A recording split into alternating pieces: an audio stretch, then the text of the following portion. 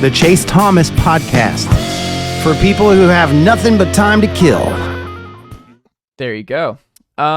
Next up here, position outlook spotlight. Speaking of corner, when you look at that room, Jack Foster, what do you like most about the room coming into this year? How will it evolve based on what we've seen from the previous years with Willie Martinez's unit? Who's the new face that you think comes on the most in 2024? And who's your biggest question mark, or your just biggest question mark about the CBs this year for Tennessee? All right, so I like the room this year. I think it has a lot more upside than in years past. I think Rickey Gibson can potentially pick up where Kamal Hadden left off as being almost kind of a true lockdown corner for Tennessee and being that guy at the position.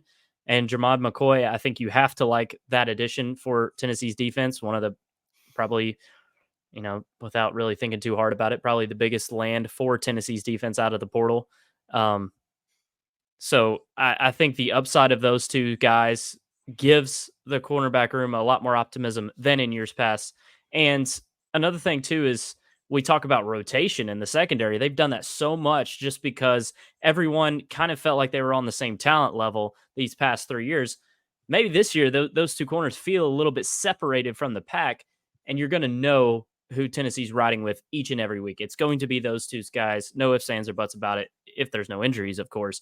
Those are the two guys Tennessee's going to live and die with at corner, potentially, if they hit. And I think that's going to be a good thing for Tennessee if they can have that. And like I said, it just makes the secondary better as a whole. You said question as well for the room. I guess it's just who is that third guy. I know we talked a little bit about it last week about Jordan Matthews, and we've mentioned him today so far. He feels like the third corner, was a big recruit up there with Rickey Gibson as two pretty big lands at corner a couple of years ago. Can he take a step in his redshirt freshman season and flash and be that third corner that Tennessee could potentially rely on when they're rotating?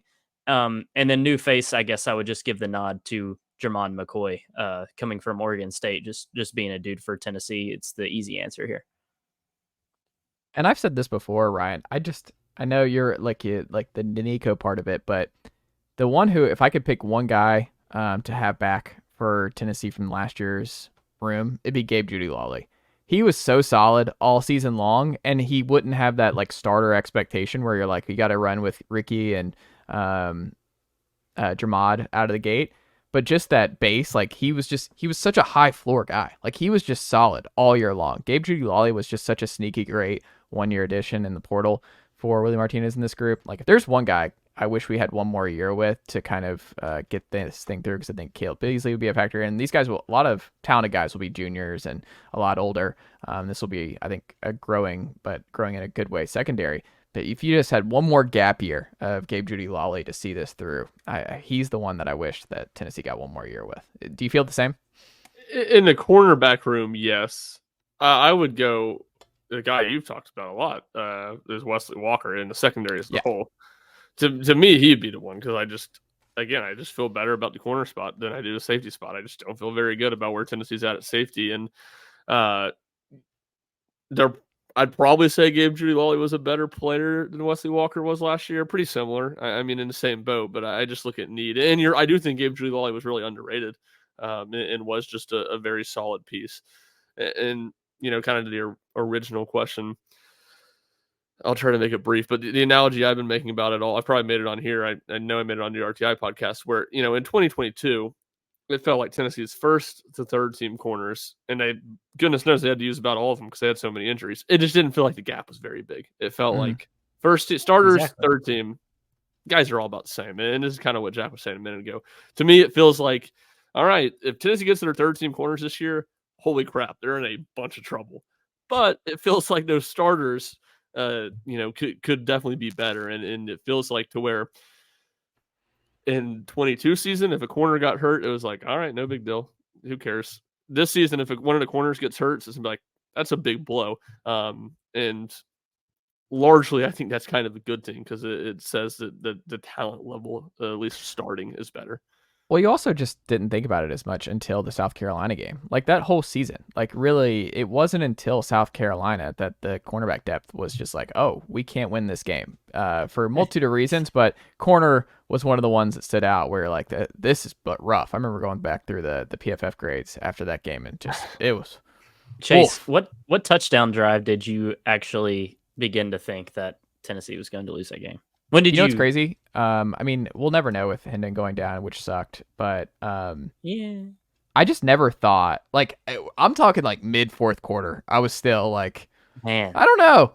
Like By halftime, I didn't think Tennessee was going to win. They were just getting so halftime. good. Yeah. I was definitely not there at halftime. That's a little early. That you thought Tennessee was on. What was the halftime score? It wasn't even that bad. Maybe after first South Carolina touchdown in the third quarter, which came pretty early. I don't know. Tennessee was moving the Or ball if with I'm these. correct. Like Tennessee was moving the ball. They were. I don't know. But South Carolina was Spencer Rattler's Patrick Mahomes that game. It was unreal. That was one of the best all-time quarterback It performances. was 35-24 at halftime. Yeah. Let's see if I can find who scored first. And Tennessee scored the first touchdown in the third quarter. Yeah. Made it 35-31. And then South Carolina scored the next 4 touchdowns. When did Hendon go down? Wasn't it at the beginning of the fourth? It was early fourth. Tennessee, I think, was already down.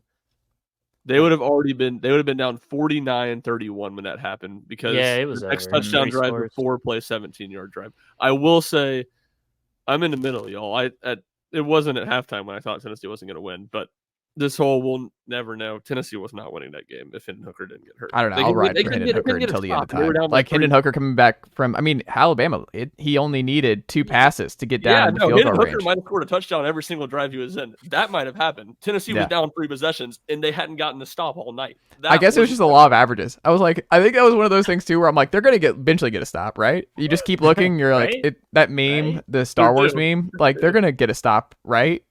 They're going to get a stop, right? The Padme one, where just Yeah. I know what you're talking about. Yeah, Tennessee's going to get a stop, and they just did not. But yeah, that's like one of the things that's lost in the ether with that game is that, like, Tennessee also moved the ball with ease. Like South Carolina was getting diced to pieces. It wasn't like I remember that opening drive where South Carolina goes and they're celebrating, and then like Tennessee immediately, like it was like 3 or 4 plays, and 4 they plays, 75 yards, Yeah. 31-yard touchdown run for Jabari Small. Yeah, like Big Cedric Tillman game. That was his last big game. And I don't think he was supposed to play, right? Didn't Cedric that was kind of South Carolina? No, that was after. Yeah, no, you're right. That was a gutsy performance from Cedric too to play in that game. Yeah. I don't remember whether he was supposed to play or not. Let's see what he 9 for 81 and 2 touchdowns. Big Squirrel White game, 5 for 96 for freshman Squirrel White. I've blocked out so much of that game in my memory. Milton and Squirrel. That's when it was born. Do we ever see the Orange helmets again? Are they gone for forever? No, unfortunately I think we see them again. Do you think we see them this year, Ryan? Do you know something? Do we see him this year? year? I don't know something. I just think we're going to see him again. I think we're going to see him with black jerseys. I think that's what's going to happen. I think they're going to do the orange helmets with black jerseys. I'm not down with that. I'm not saying I'm for it. I just think that that's the way they bring it back is a home game. Allow me to... That would look terrible. That would look so bad. Maybe they get black helmet stickers for it. Yeah. Hopefully. Allow me to old man take this. And there's no bigger old man when it comes to Tennessee uniforms than I am. Says the guy with the corduroy sports hat on. I was helping your case. You said old man take. I was like, yeah. Yeah. Tennessee has put out some video, really more before fall camp. I don't think they've put out any recently, of like the players playing the new EA college football game against one another, as both as Tennessee. Very funny video where James Pearce is getting mad at how good James Pearce is in the game because he can't run offense because James Pearce keeps derailing things. Some of these uniform combinations that these players are putting together, abomination. I mean, if Tennessee wore some of these uniform combinations in real games, they would need to bomb Neyland Stadium and never let football be played there ever again. Not with people. Talk about a T. Not with people in it, obviously. I just mean the program should be disbanded because some of them are unbelievable. All right, give us an example. Yeah, I don't know what they've done. Like, what are the combos? I believe there's been orange helmets, black jerseys, orange pants. I've seen. There's, I think, was a there was all orange, which I guess isn't. I mean, it looks terrible, but I guess isn't that bad. And then I think the one that truly got me was there was an orange helmets, black pants, white jerseys. I think was the one that was just. They're just trolling at this point. They had. I have a friend who does that. I have a friend every time we play Madden, he'll just alternate the uniforms to make them the ugliest possible. Maybe that's what that person was doing. It's a good tactic to win Madden games, honestly. Yeah. It's really fun that he's like the Packers and it's like the 1920 stuff with like the current pants. Like, what is going on here? Switching gears here a little bit. Season review series continues on here with Tennessee baseball. Dylan Dreiling, who may have been my favorite player, like looking back on like this season, most consistent, the most trusted fall batter, I think throughout the whole year, you could say was probably Dylan Dreiling. That you felt like outside of like the obvious two, I should do the caveat with Simo and Blake Burke, like out of the obvious two at 1-2. Yeah, no doubt. But he deserves a lot of credit for just, I mean, obviously you can make the case he had the most important hit this season for Tennessee, and we'll talk about that in a second against Florida State. But Jack, you're all over this question when it comes to Dylan Dreiling and this season. Was he the most underrated Vol baseball player this season? What was his best attribute that he brought to the team, and what's your favorite moment from Dylan Dreiling this year? You know, undoubtedly, Dylan Dreiling was the most underrated player on this team before the College World Series. Nicely done, nephew. The Chase Thomas podcast. Hell yeah.